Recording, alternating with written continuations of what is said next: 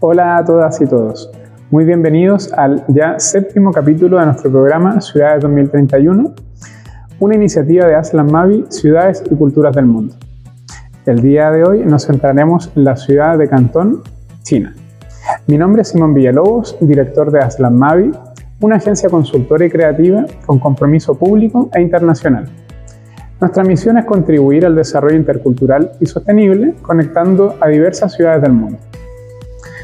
En paralelo a nuestros servicios de consultoría urbana y desarrollo internacional, quiero compartirles que hemos creado el programa Ciudades 2031 con el propósito de difundir e internacionalizar las estrategias de sostenibilidad de diversas culturas del mundo, en torno a 3 temas claves. Primero, ciudad y espacios públicos sostenibles. Segundo, comunidades sostenibles. Y tercero, turismo cultural y responsable con el medio ambiente. Capítulo a capítulo hemos ido abordando elementos culturales y estrategias de sostenibilidad de diversas ciudades de Europa y Asia, comentando los desafíos y oportunidades que estas suponen para las ciudades chilenas y latinoamericanas. Antes de continuar, quisiera agradecer el patrocinio de las instituciones que respaldan los contenidos e impactos educativos del programa Ciudades 2031. Comenzando por el Museo Ciudadano Vicuña Maquena, que semana a semana nos ha acogido en sus espacios. Agradecer también a Patagua Empresa B, empresa líder en gestión sostenible del agua y el territorio. Agradecer también a Universidad Bernardo Higgins, seriedad y calidad. Al Instituto del Medio Ambiente ITMA, pioneros en educación y formación ambiental en Chile. Y agradecer también a Fundación Cosmos. Habiendo agradecido a nuestros patrocinadores, quiero compartirles que hoy viajaremos a China, a la gran ciudad de Guangzhou, también conocida como Cantón, para descubrir cómo esta ciudad china es un gran ejemplo de ciudad sostenible. Para ello, los invito a la siguiente nota sobre nuestra ya 7ª ciudad 2031, Cantón. Guangzhou, también conocida como Cantón, es una metrópolis en el sur de China, de 18 millones de personas, con más de 2.200 años de historia como punto clave para el comercio y la cultura en la región de Lingnan.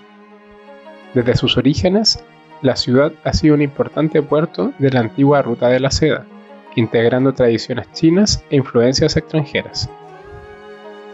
Históricamente, Guangzhou ha sido conocida por su papel estratégico como centro político, militar y económico del sur de China. La ciudad destaca por su arquitectura distintiva, festivales tradicionales que reflejan la mezcla de diversas culturas del país y una gastronomía mundialmente reconocida. Este legado cultural se manifiesta en monumentos como el Templo del Clan Chen y la Pagoda de las Flores, que conviven con estructuras modernas como la Ópera de Guangzhou y el ícono de la ciudad, la Torre de Cantón. Guangzhou es un mosaico de tradiciones y comunidades que enfrentan los desafíos de la urbanización acelerada y la modernidad. La ciudad combina la preservación del patrimonio con un dinámico desarrollo urbano, integrando su historia milenaria y la innovación contemporánea. Este equilibrio ha convertido a Guangzhou en un referente de sostenibilidad sociocultural, en el contexto de las grandes ciudades chinas y de Asia en general. En las últimas décadas, Guangzhou ha impulsado diversas estrategias de sostenibilidad, buscando proteger su patrimonio cultural y ecológico, junto con mejorar la calidad de vida de sus residentes y visitantes. A continuación, revisaremos algunas de ellas para internacionalizar sus buenas prácticas en gestión urbana, desarrollo comunitario y turismo responsable con el medio ambiente.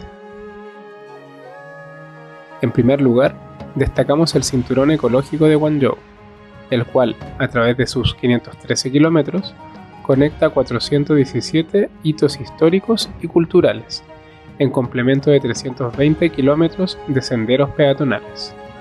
Este proyecto integra la gestión de montañas, ríos, bosques y lagos, fomentando la participación ciudadana y la inversión privada para desarrollar espacios públicos de calidad. La ciudad También ha desarrollado soluciones basadas en la naturaleza, en zonas como Yongqingfang y Haichu, buscando mitigar el calor urbano a través de la restauración de humedales. En segundo lugar, destacamos la renovación de 349 comunidades antiguas, que entre 2016 y 2020 benefició a más de 1 millón de residentes, incluyendo mejoras en espacios verdes y servicios comunitarios. Esta iniciativa complementa las metas que se ha fijado la ciudad para esta década, tales como reutilizar el 85% de los residuos domiciliarios, fomentar las granjas urbanas y aumentar el área de parques a 18 metros cuadrados por persona. Finalmente, Guangzhou busca transformarse en un destino turístico de clase mundial, promoviendo rutas como el Corredor Cultural del Río de la Perla y el festival Summer in the City of Rams. Desde 2017, este festival fortalece la identidad local y la conciencia ambiental, a través de más de 1000 actividades durante sus 6 meses de duración. El conjunto de estas actividades y proyectos destacan a Guangzhou como una metrópolis multifacética, al liderar diversos ámbitos de sostenibilidad urbana, comunitaria y turística. Este escenario posiciona a la ciudad de Guangzhou como un importante referente dentro de las ciudades asiáticas, la cual se ha preparado con excelencia frente a los desafíos al 2030. Hola a todas y todos, nos encontramos en el Museo Ciudadano Benjamín Vicuña Mackenna, el cual acoge esta sesión de entrevistas en el contexto del programa Ciudades 2031.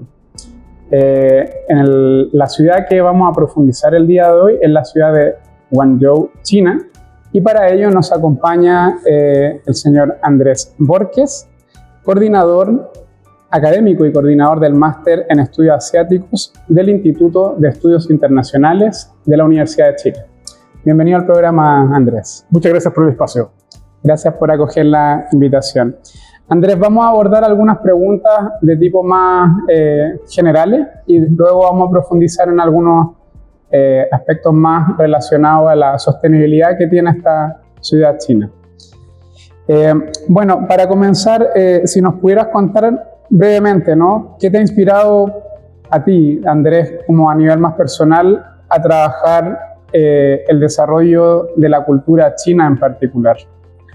Claro, bueno, yo me tocó vivir en China por un poco más de 4 años dentro del marco de ir a estudiar un doctorado en políticas internacionales. Entonces, ese fue mi acercamiento, bueno, no solo a China, sino que en general a la cultura del este de Asia y en términos concretos también a tratar de analizar la política pública y las decisiones políticas que toman digamos, en particular China, con respecto a sus ciudades, a sus políticas de desarrollo económico, sociales, etc. Perfecto. Por curiosidad, ¿en qué ciudad china estudiaste?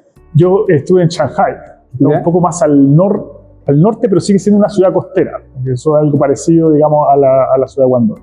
Y tuviste la oportunidad de esta ciudad recorrer un poco China, ¿no? Efectivamente, durante estos 4 años me permitió, digamos, viajar tanto en las ciudades principales, pero también la posibilidad a través, por ejemplo, de las conexiones en términos logísticos, como los trenes, lograr acceder a ciudades más pequeñas o ciudades de zonas interiores, digamos. Y en ese entonces, digamos, había una comunidad chilena no menor para nuestra escala, como Chile. Había menos como 300 chilenos viviendo en Shanghái y había otros chilenos viviendo también en Beijing y algunos también en las zonas interiores. Digamos que también había una comunidad latinoamericana presente en cooperación con otras, digamos, otros países, otras regiones. Éramos bastante pequeños, digamos, como grupo.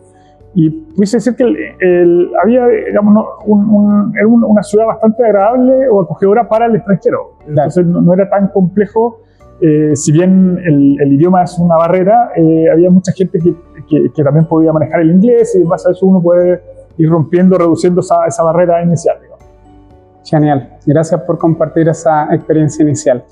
Bueno, Andrés, acercándonos un poco al espíritu del programa, cuéntanos qué es lo primero que se te viene a la cabeza al escuchar el término Ciudades 2031. Bueno, lo conecto mucho con esta idea de planificación de largo plazo, con un énfasis en términos de poner como eje principal a las ciudades, y cómo estas de una u otra forma pueden ser inclusivas, apostar por lógicas de sostenibilidad y también de sustentabilidad.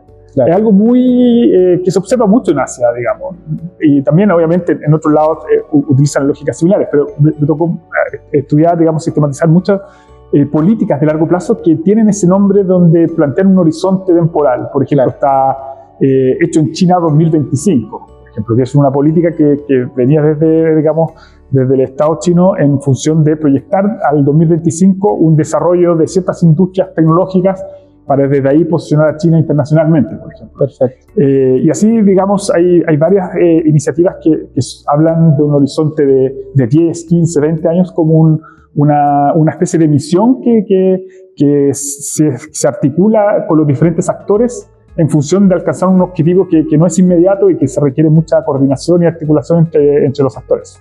Claro, o sea, interpretando un poco que para nuestra audiencia el 2031, que está a la vuelta de la esquina, para China como que quedaría corto, ¿no? Ellos están pensando probablemente en 2040, 2050. Claro, efectivamente, digamos que el 2031 ya es claro. Mañana, digamos. Claro. De hecho, oficialmente ellos tienen planes para el centenario bueno, en este caso de la China como la conocemos hoy, digamos, es la República Popular de China. Entonces el 2049 ya tienen planes como, digamos, dentro de sus planificaciones, de sus documentos oficiales, que proyectan, digamos, cierta imagen de China, cierta identidad con respecto al desarrollo tecnológico, desarrollo urbano, sostenibilidad. Entonces, claramente de acá al 2031 sigue siendo un programa más de mediano plazo, por decirlo. Claro.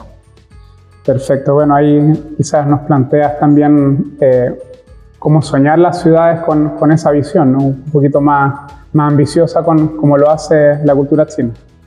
Que claro, estamos hablando con una cultura, el este de Asia en general, la civilización del este de Asia es una cultura que ha logrado, digamos, identificar, se autodenomina, de hecho, como estados civilizatorios, en el sentido de que para ellos no es solo la función o el rol del Estado moderno como una institución, sino que también conlleva el hecho de que hay ciertas bases civilizatorias desde sus orígenes, digamos, que tienen que prevalecer a la hora de poder incorporar esa visión en las tomas de decisiones, en las planificaciones. Y una de las características de esta mirada civilizatoria es el largo plazo, digamos. Acercándonos un poco ya a la temática de sostenibilidad propiamente tal, ¿cómo crees tú que esta gran riqueza cultural y patrimonial que tiene en particular, por ejemplo, la ciudad de Guangzhou, ha influido en cómo esta ciudad se proyecta como una ciudad sostenible, como lo hará de seguro muchas otras ciudades? ¿Cómo es la cosmovisión de las personas de este tipo de ciudades que les impulsa a hacer este tipo de actos de escoger ciudades más amigables con el medio ambiente, por ejemplo? Claro, yo diría que hay dos elementos que son importantes para poder entender este fenómeno. Uno, el que ya mencionamos, digamos, esta influencia significativa de esta mirada civilizatoria, mirada cultural, digamos, la valoración hacia el largo plazo y desde ahí pudiésemos pensar en la idea de sostenibilidad, sustentabilidad. Pero yo también propondría, digamos, una mirada que tensiona también esto, digamos, en el sentido de que China, esta República Popular China, cuando accede al poder después de una guerra civil, en unas condiciones donde el país estaba en niveles significativos de pobreza y de bajos niveles de desarrollo material, económico, se ven, digamos, enfrentados en el dilema de cómo alcanzar el desarrollo, la modernidad, sin tener que sacrificar, digamos, su historia, su cultura. Claro. Y yo diría que en algunas ciudades de China eso resultó y en otras fue un completo, digamos, fracaso. Digamos. Hay ciudades que tuvieron problemas de contaminación, de desertificación de los suelos, los ríos dejaron, digamos, de tener un rol significativo para el tema de la biodiversidad porque estaban operacionalizados para esta idea de fábrica, la idea de fábrica. Entonces esas dos lógicas hasta cierto punto se tensionan. Y en algunas ciudades como Guangzhou, digamos, Hangzhou, también pudiésemos decir que tiene esas particularidades, logró prevalecer esa visión más de largo plazo, de esta visión también de una conexión con lo sostenible y sustentable, y no entraron en una dinámica de que digamos, tuvieron que sacrificar la ciudad en términos ambientales para desde ahí alcanzar el desarrollo. Entonces esa es la otra parte también que está presente en países como China. Bueno, Andrés, a esta sesión de entrevistas le antecede un reportaje cultural sobre la ciudad, también con alguna estrategia de sostenibilidad. Y en este reportaje veíamos que en esta ciudad se apostó por ejemplo, proyectos como un gran cinturón ecológico en torno a la ciudad y la regeneración también de humedales, por ejemplo. Entonces, consultarte, ¿qué tipo de impactos crees tú que ha tenido este tipo de iniciativas, como el cinturón ecológico, en sus comunidades? ¿Cómo las comunidades valoran estas acciones de la gran política pública de resguardar el territorio con esta visión ambiental? Claro, interesante el ejercicio. Sí, digamos que, volviendo ya más a esta idea del modelo más civilizatorio, China, al igual que otros países del este de Asia, plantean su origen político en esta mirada de los ciclos dinásticos. Cómo, digamos, la figura de una dinastía, de una familia, de un clan familiar, de un potencial emperador también en algunos casos, logra prevalecer, mantenerse en el poder o tener un espiral positivo de gobernanza en base a ofrecer soluciones para generales, soluciones de infraestructura, pues, decir, soluciones de alto nivel o alta escala. Y en la medida que eso lo logren canalizar, es el pueblo, digamos, la sociedad, la ciudadanía, le permite, digamos, le concede el hecho de mantenerse más tiempo en el poder. No necesariamente se canaliza como un ejercicio democrático como lo tenemos nosotros en nuestro país o en la cultura occidental, como con un voto. Tiene que ver más con permitirle mantener esa lógica de dinastía, o ese ciclo dinástico, tener una espiral positiva. Y digamos, desde las primeras civilizaciones, esta lógica impera en el sentido de ofrecer soluciones, por ejemplo, para mantener la seguridad alimentaria, por ejemplo, o evitar tratar de reducir el impacto en lo menor posible de, por ejemplo, los desastres naturales. Perfecto. Entonces, en la medida que eso se logre, es el pueblo el que lo reconoce. La ciudadanía va verificando el posicionamiento de la autoridad en base a estas acciones concretas en estos ejes puntuales, o sea, que vaya operando en materia de sostenibilidad territorial, de seguridad agroalimentaria. Lo espera, ¿no? Exacto. ¿Y lo cobra de alguna manera? ¿O queda la buena voluntad de que la administración vaya ejecutando esto en lo que se le permita el tiempo? O sea, digamos que cuando hay colegas que se dedican a estudiar las manifestaciones y los problemas sociales que han habido, por ejemplo, en la República Popular China, más allá de su régimen, y efectivamente no son tan conocidos, digamos, por la parte más mediática, pero sí hay literatura al respecto de que han habido varias municipalidades, varios pueblos, digamos, que han tenido, digamos, manifestaciones explícitas en el hecho de que la política pública no haya resuelto sus problemas. Claro. Entonces, una fiscalización ciudadana también. Exacto. Claro. Entonces, en ese sentido, podemos decir que uno puede conectar, digamos, cuando no hay resultados, la población muestra, digamos, su posición, y eso genera como una lógica de equilibrio. Claro. Andrés, también veíamos en el reportaje que antecede a la entrevista, ¿no? Cómo la ciudad ha logrado, la ciudad de Cantón, ¿no? Articular muy armónicamente esta arquitectura más histórica, materializada, por ejemplo, en el templo del clan Chen, con construcciones tan modernas como la torre de televisión de Cantón, que es una obra de la ingeniería, de la arquitectura. Entonces, consultarte, ¿cómo crees que se maneja en este caso este equilibrio entre un patrimonio cultural tan rico y antiguo con esta cara tan moderna que muestra China, no solo para China, sino lo muestra al mundo con este tipo de infraestructuras? ¿Cómo comulga ese equilibrio? Claro, efectivamente, yo diría que en Asia es una de las características principales, que tiene un equilibrio significativo entre la modernidad y la historia o la tradición, digamos. Y en ese sentido Cantón no es una excepción. Claro. Es una ciudad que logra hacer este balance.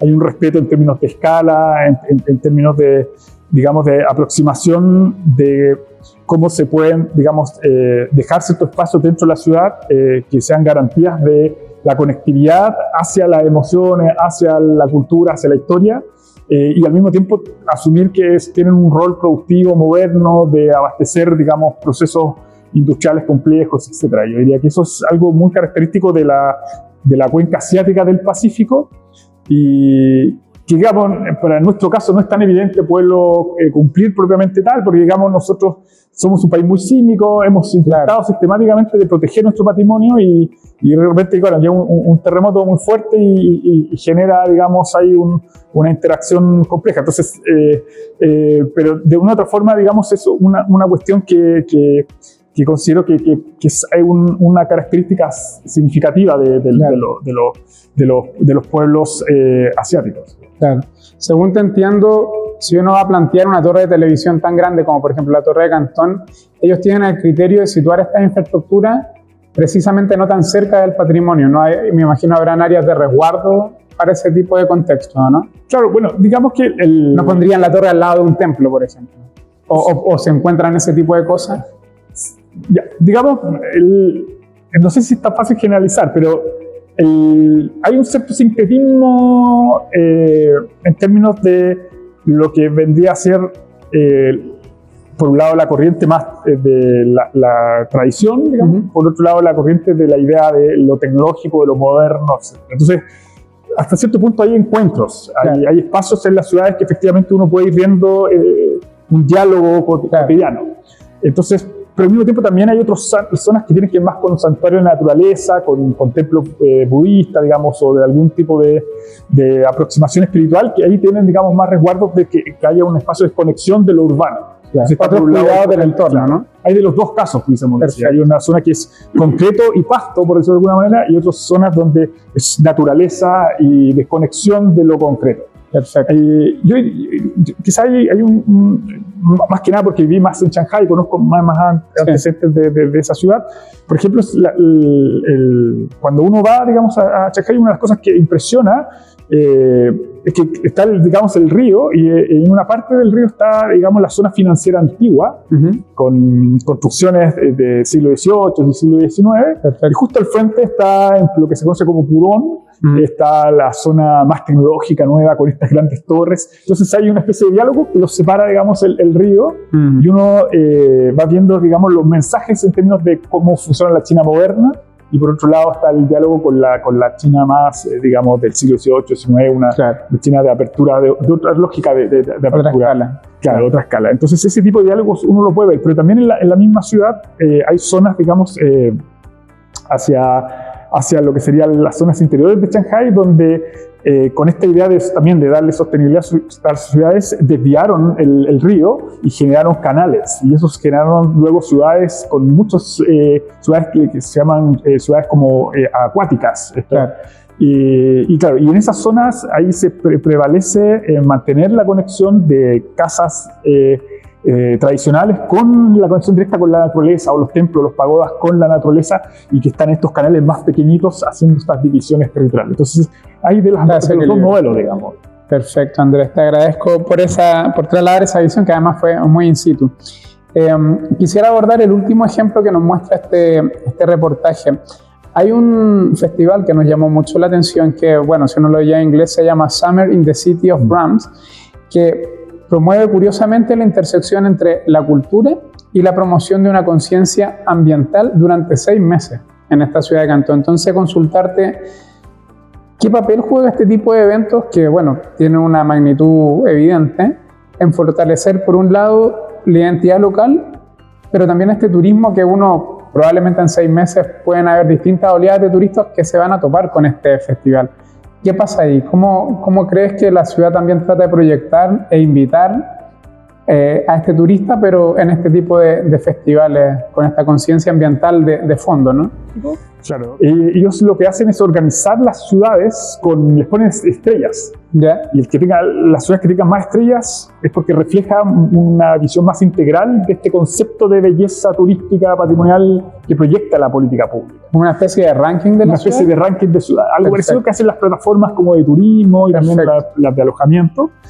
Y en esta zona digamos, del sureste de Asia se concentran varias ciudades que tienen altas estrellas. y eso hace que el turismo interno sea significativo, sobre todo para el Año Nuevo chino. Claro. Y ahí se aprovecha, digamos, de proyectar esta imagen de esta China ya no como una fábrica del mundo, sino como una China que está pensando en el futuro en esta lógica de buscar una armonía desde el desarrollo tecnológico con mantener la identidad cultural y también que prevalezca esta lógica sostenible, sustentable y tratar de reducir los impactos que genera también la modernidad. Entonces claro, ahí se genera un ejercicio interesante. Nos empezamos a acercar al término del programa.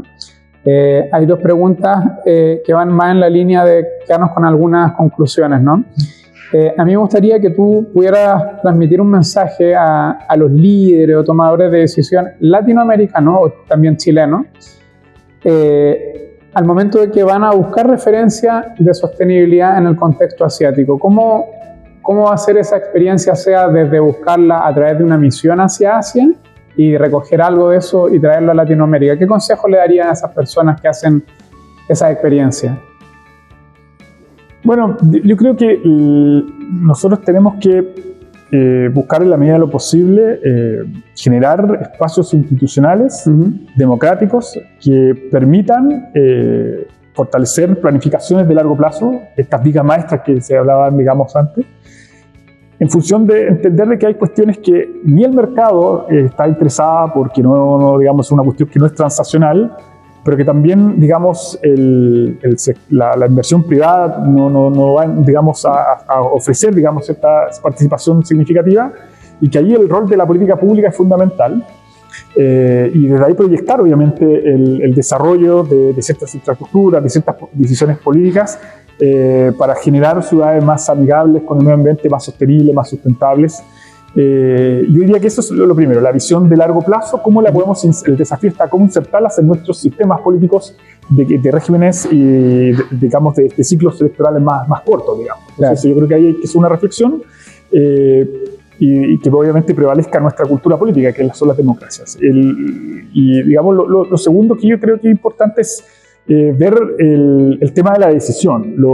Uno puede ir viendo que en estos países, en el sudeste asiático, bueno, en el este de Asia, han, digamos, asumido la determinación de, por ejemplo, incentivar cuestiones como la economía circular, incentivar, por ejemplo, el desarrollo de este tipo de políticas de cordones, digamos, ambientales, ecológicos, etcétera.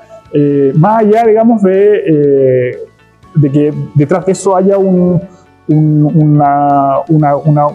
lucro, digamos, o algún tipo de retorno económico, que está en función de la seguridad ambiental, seguridad sanitaria, seguridad alimentaria de la población, y que eso es suficiente para poder proyectar esa decisión. Entonces, en el largo plazo. Claro, Andrés, para finalizar, ¿qué ciudad crees tú en el contexto latinoamericano, ¿no? Que en algún momento podría estar en vías de ser una potencial ciudad 2031, teniendo un poco el marco de referencia que abordábamos en Cantón? No porque vaya a ser igual, pero que le podría hacer ciertos guiños quizá en esta visión de cómo proyectar una ciudad ecológicamente en el tiempo con este tipo de ambiciones. ¿Se te ocurre? ¿Se te viene alguna a la cabeza? Bueno, a mí me gusta mucho, me tocó vivir un tiempo allá, Valdivia. Valdivia. Valdivia, sur de Chile. Claro, ahí yo plantearía el modelo más del desarrollo sostenible y sustentable, pero por esa conexión con la naturaleza. Con lo hídrico. Claro. Me da la impresión de que Valdivia es una ciudad que yo imagino con este concepto de que sea una plataforma, por ejemplo, de la agroindustria, también de la seguridad alimentaria, pero al mismo tiempo que sea una gran fortaleza natural, claro, para nosotros, digamos, como para las futuras generaciones, y que esté conectada también como logísticamente con la zona sur y en base a eso, digamos, pueda funcionar también como una plataforma logística. Entonces, creo que Valdivia tiene ese equilibrio, y luego ya con la mirada más de la visión patrimonial, visión histórica, cultural, yo diría que hay que apostar por Valparaíso. Yo creo que todavía pese a que está en una situación compleja, veo